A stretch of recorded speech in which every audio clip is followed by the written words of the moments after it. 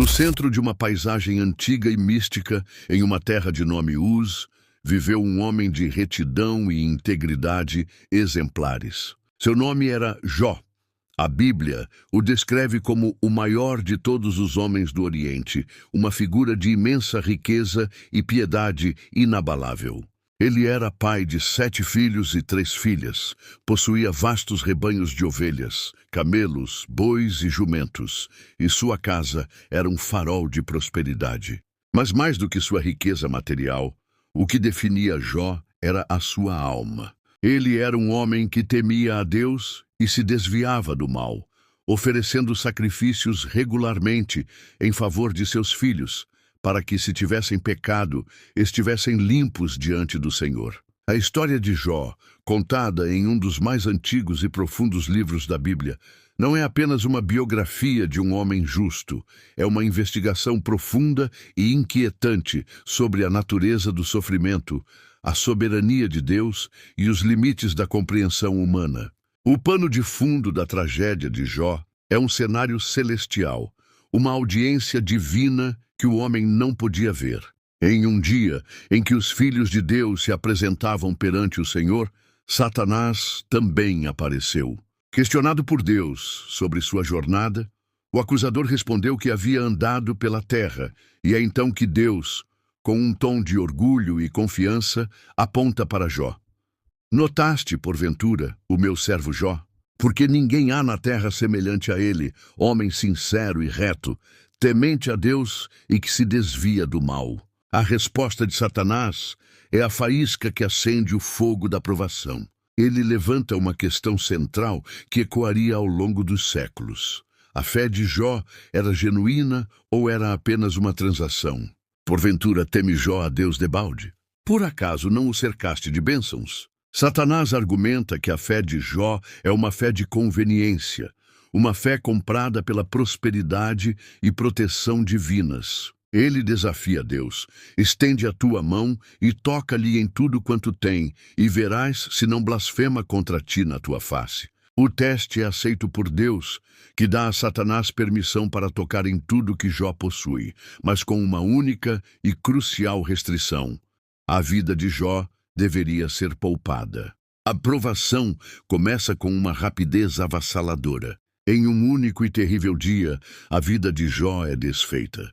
Mensageiros, um após o outro, chegam com notícias devastadoras. Primeiro, os sabeus levam seus bois e jumentos, matando seus servos. Em seguida, o fogo de Deus cai do céu, consumindo suas ovelhas e pastores. Logo depois, os caldeus roubam seus camelos e matam mais de seus servos. E o golpe final, o mais doloroso de todos, chega com a notícia de que um vento do deserto derrubou a casa onde seus filhos e filhas festejavam, matando todos eles. Ele se levanta, rasga suas vestes, rapa sua cabeça e se prostra em terra, adorando. Ele argumenta que a lealdade de Jó é superficial, pois o sofrimento ainda não havia tocado sua própria carne. Pele por pele, e tudo quanto o homem tem dará pela sua vida.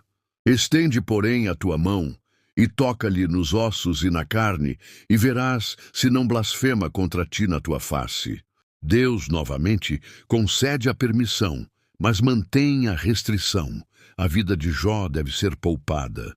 A perda de sua saúde e a desfiguração de seu corpo eram um golpe direto em sua dignidade. Sua própria esposa, incapaz de suportar a visão do seu sofrimento, o aconselha: ainda retens a tua sinceridade. Amaldiçoa a Deus e morre. Mas Jó a repreende, lembrando-a da sabedoria que aceita tanto o bem quanto o mal da mão de Deus. O teste de Satanás falhou novamente. A fé de Jó era mais do que uma fachada. Era uma convicção que suportava a dor mais profunda. É neste ponto de desolação total que a segunda parte do livro começa. 3 amigos de Jó, Elifaz, o Temanita, Bildade, o Suíta e Zofar, o Naamatita, chegam para consolá-lo. Por 7 dias e 7 noites, eles se sentam em silêncio ao seu lado, testemunhando sua dor sem proferir uma única palavra. O silêncio é a manifestação de um respeito genuíno pela dor de seu amigo. No entanto, o silêncio é quebrado e o que se segue é uma longa e complexa série de diálogos que formam o coração do livro de Jó. Os amigos de Jó, embora bem intencionados, chegam com uma teologia rigidamente simplista, a teologia da retribuição. Na sua visão, Deus é perfeitamente justo e governa o mundo de forma previsível. A partir dessa premissa, eles deduzem que Jó deve ter cometido algum pecado terrível, embora oculto, para merecer tamanho castigo. Elifaz, o mais velho, começa o debate. Ele argumenta com base na experiência e na tradição. Ele tenta convencer Jó de que Deus não pune sem motivo e que, se ele se arrepender, sua sorte será restaurada. Bildade, o segundo amigo, é mais direto e impaciente. Ele recorre à tradição ancestral, afirmando que Deus não perverteria a justiça e que os filhos de Jó devem ter pecado para serem destruídos. Zofar, o mais jovem e talvez o mais insensível, acusa Jó diretamente de arrogância e de pensar que ele era mais justo que Deus. Ele o exorta a confessar seus pecados e a se submeter à vontade divina. Jó, por sua vez, refuta veementemente os argumentos de seus amigos. Ele insiste em sua inocência. Ele não entende por que está sofrendo, pois viveu uma vida de retidão e compaixão. Ele não blasfema contra Deus, mas clama por uma audiência com ele. Jó deseja entender a razão por trás de seu sofrimento e se sente injustamente acusado por seus amigos e por Deus. Seu desespero o leva a questionar a lógica da justiça divina e a reclamar de ser tratado como um inimigo. As palavras de Jó são um grito de dor e confusão, mas também um ato de fé radical. Ele não abandona Deus, mas anseia por uma explicação. Ele mantém a sua integridade, mesmo quando todos, incluindo seus amigos e sua própria esposa, o condenam. O debate entre Jó e seus amigos é um embate de teologias. É a teologia da retribuição simplista contra a realidade de um mundo onde o sofrimento não é sempre um castigo direto por um pecado. Os amigos de Jó representam a ortodoxia superficial, a resposta fácil para o mistério da dor. Eles são incapazes de lidar com a complexidade da realidade e preferem encaixar a experiência de Jó em suas categorias teológicas pré-definidas. O diálogo se repete em 3 ciclos, com Jó refutando cada argumento com mais paixão e os amigos ficando cada vez mais frustrados e implacáveis em suas acusações. O ápice do debate é o momento em que os amigos se calam, incapazes de responder aos clamores de Jó por justiça. É então que um quarto personagem, um jovem chamado Eliú, entra em cena. Ele se irrita tanto com a teimosia de Jó, quanto com a falta de sabedoria dos seus amigos. Eliú traz uma perspectiva diferente. Ele defende a justiça de Deus, mas argumenta que o sofrimento não é apenas uma punição, mas também pode ser um meio de purificação e instrução. Eliú prepara o terreno para a intervenção de Deus, pois ele eleva o debate para além da dicotomia de pecado-castigo, apontando para a incompreensível grandeza do Criador. Ele sugere que Jó foi arrogante em sua insistência em sua própria justiça e que ele deveria se humilhar perante a majestade de Deus. Então, em um clímax dramático, Deus irrompe na cena, falando para Jó de um turbilhão. A voz de Deus não oferece uma explicação direta para o sofrimento de Jó. Não há uma revelação do debate com Satanás, nem uma justificativa para as perdas. Em vez disso, Deus questiona Jó sobre sua própria insignificância em comparação com a vastidão e a complexidade do universo. Deus o interroga sobre a criação da terra, a fundação dos mares, a origem da chuva, o comportamento das estrelas e a natureza de animais selvagens. Onde estavas tu quando eu fundava a terra? Faze-te sabedor se tens inteligência. O propósito do discurso de Deus não é humilhar Jó, mas expandir sua perspectiva, mostrando-lhe a infinita sabedoria e poder de um Deus que está além da compreensão humana. A resposta de Deus não é uma resposta lógica ao problema do mal, mas uma revelação de sua presença e majestade.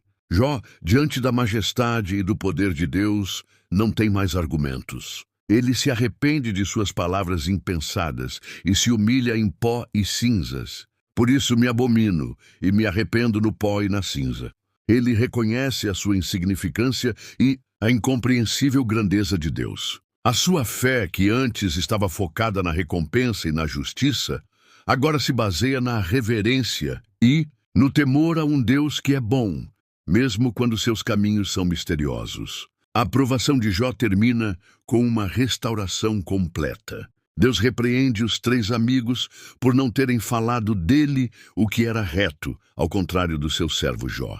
E após a intercessão de Jó por seus amigos, o Senhor restaura a sua sorte, dando-lhe o dobro de tudo o que havia perdido. Jó tem mais 7 filhos e 3 filhas, e ele vive longos anos, vendo 4 gerações de seus descendentes. O final da história de Jó é uma nota de esperança, uma demonstração da fidelidade de Deus e de sua capacidade de transformar a tragédia em triunfo. A história de Jó é um dos textos mais importantes da literatura mundial, com uma mensagem que ressoa em todas as culturas e tempos. Ela desafia a teologia simplista de que o sofrimento é sempre uma punição pelo pecado. A história de Jó nos ensina que o sofrimento pode ser um teste de nossa fé, uma oportunidade para um crescimento mais profundo em nosso relacionamento com Deus. Ela nos lembra que a fé verdadeira não se baseia em bens materiais ou em uma vida fácil, mas em uma confiança inabalável na soberania e bondade de Deus, mesmo quando as circunstâncias são insuportáveis. Jó nos mostra que podemos questionar Deus, clamar por Ele e até mesmo expressar nossa dor e raiva e ainda assim sermos fiéis. Em última análise, a história de Jó nos leva a uma humilde aceitação de que a sabedoria de Deus é infinitamente maior que a nossa. Ela nos encoraja a confiar nele, a nos humilhar diante de sua majestade e a nos apegar à sua presença, sabendo que ele é o nosso refúgio e a nossa força, um socorro bem presente na angústia.